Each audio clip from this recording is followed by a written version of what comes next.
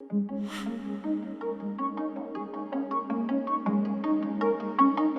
traders, and thank you for joining us for this educational video from Exynos on scalping the news. The basic idea behind scalping the news is that it takes time for markets to price in new or significantly surprising information.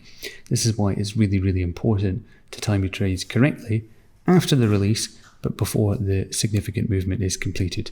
Assuming you can do this for various instruments, especially commodities and forex majors, it's almost always possible to make at least a small profit.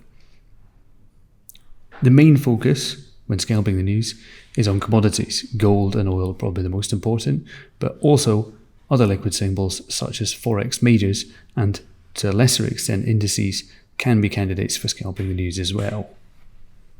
At this example here, we've got the half-hour chart of gold against the US dollar, which is quite a low time frame. We've opened it to the release of the NFP for April, which is in early May. It's released at 12:30 on the 7th of May. And we can see that after the surprisingly negative result, gold made really quite strong short-term gains against the US dollar over this half hour after the release. So the idea behind this for a trader is to consider assuming sentiment is at least vaguely positive, as it seems to be in this case with this up candle, trade in the direction of the surprise.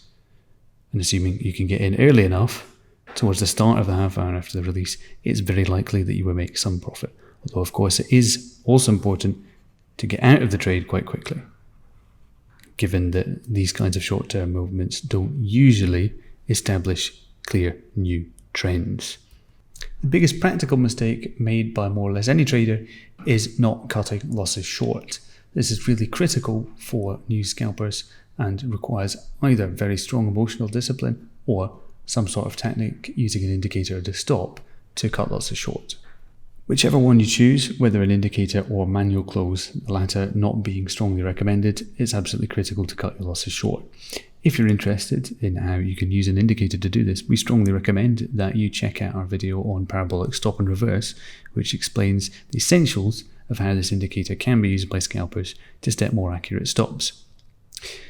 Now, generally, it's really important to enter trades quite quickly if you're scalping the news and also get out of them quite quickly. Timing is very important. The focus with this type of scalping is mainly on commodities, gold and oil, but also to a lesser extent somewhat on forex majors.